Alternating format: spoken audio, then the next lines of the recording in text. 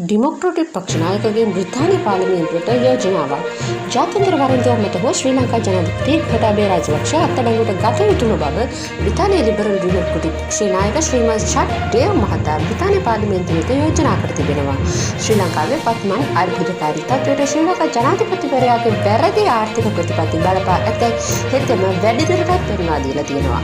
බදු කප්පාදු කිරීම, අධික ආරක්ෂක වියදම්, දූෂණ වංචා ආදියට ජනාධිපතිවරයා මෙන් ඔහුගේ හිතවතුන්ද වගකිව යුතු බවත් ඒ මහතා කියා ඇතැයි විදේශ මාධ්‍ය වාර්තා කරනවා.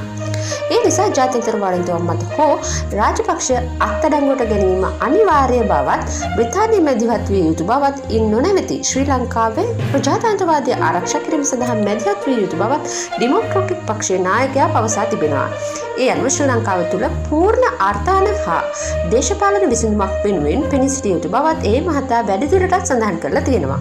මීට අමතරව ජාත්‍යන්තර මූල්‍ය අරමුදලින් ශ්‍රී ලංකාවට ණය ලබා ගැනීමට සහාය වන ලෙසත් ලිබරල් ඩෙමොක්‍රටික් නායක ශ්‍රීමත් චඩ් ඩේව් පවසා තිබෙනවා.